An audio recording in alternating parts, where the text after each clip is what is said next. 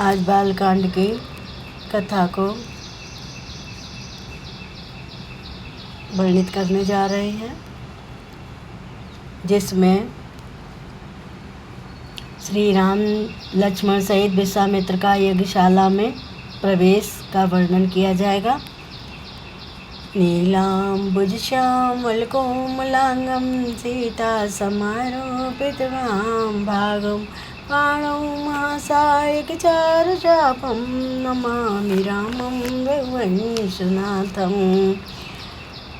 नप सब नखत करैं उजियारी टार न सकै चाप तम भारी कमल को कुमद कर खगनाना हर से सकल निशा अवसाना।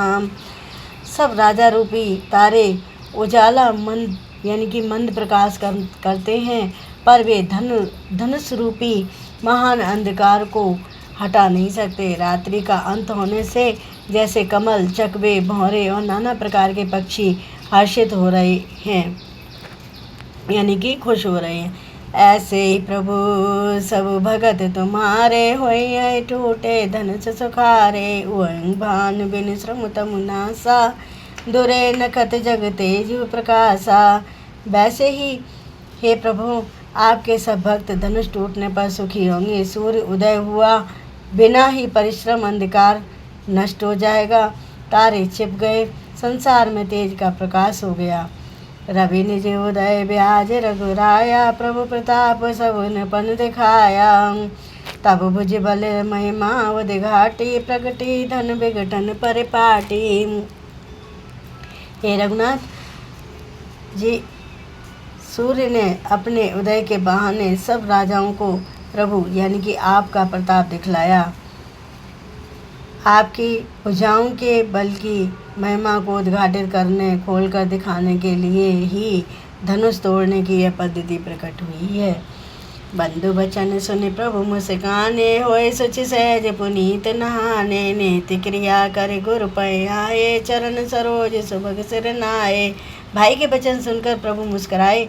फिर स्वभाव से ही पवित्र श्री रामचंद्र जी ने शौच से निवृत्त होकर स्नान किया और नित्य कर्म करके गुरु जी के पास गए। आकर उन्होंने गुरु जी के सुंदर चरण कमलों में सिर नवाया।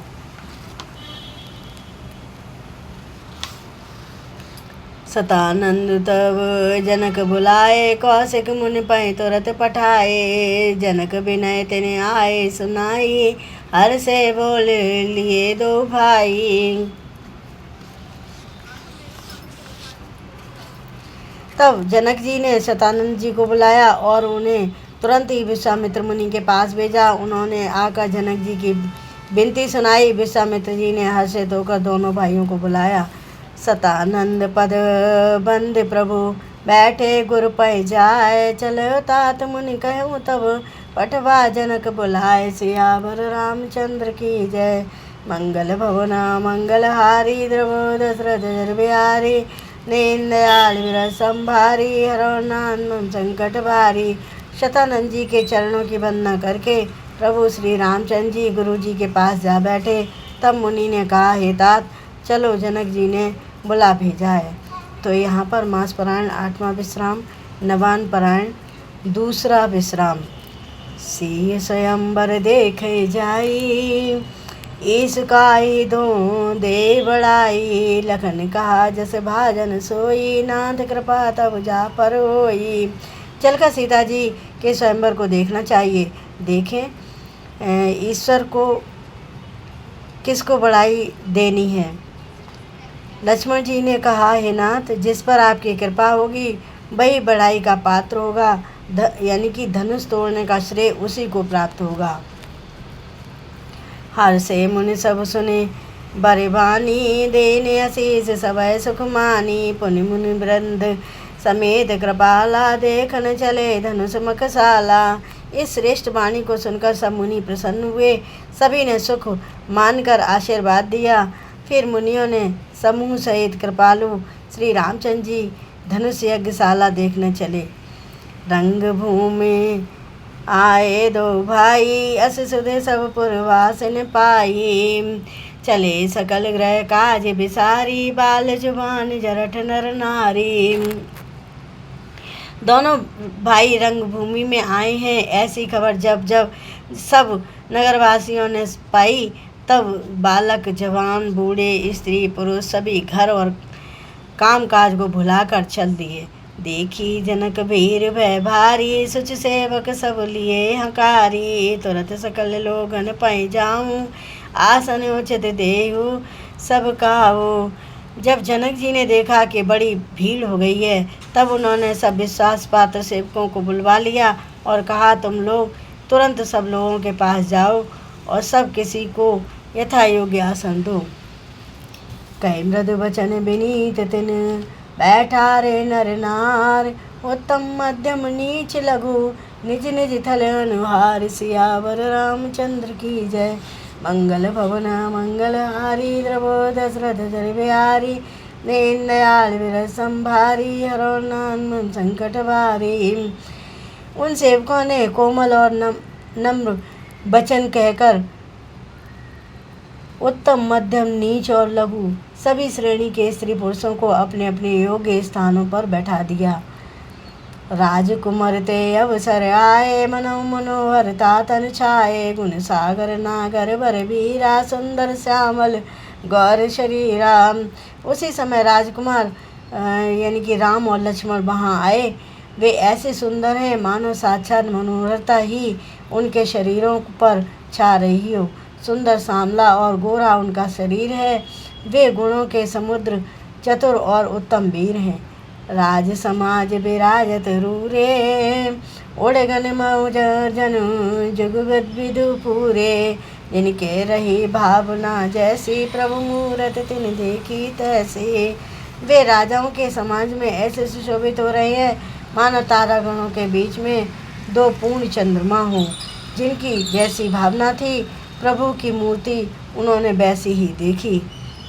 देखें रूप महारन धीरा, मनोवीर रस धरे शरीरा। डरे कुटिल नृप प्रभु निहारी, मनो भयानक मूरत भारी। महान रणधीर राजा लोग श्री रामचंद्र जी के रूप को ऐसा देख रहे हैं मानो स्वयं वीर रस शरीर धारण करके आ गया हो। कुटिल राजा प्रभु को देखकर डर गए, मानो बड़ी भयानक मूर्ति हो। रहे असुर छल छोनिप बेसा, तिन प्रभु प्रकट काल समु देखा। पूर्वासिन देखे दो भाई, नरभूषण लोचन सुखदाई। छल से जो राक्षस वहाँ राजाओं के वेश में बैठे थे, उन्होंने प्रभु को प्रत्यक्ष काल के समान देखा। नगरवासियों ने दोनों भाइयों को मनुष्यों के भूषण रूप और नेत्रों को सुख देने वाला देखा।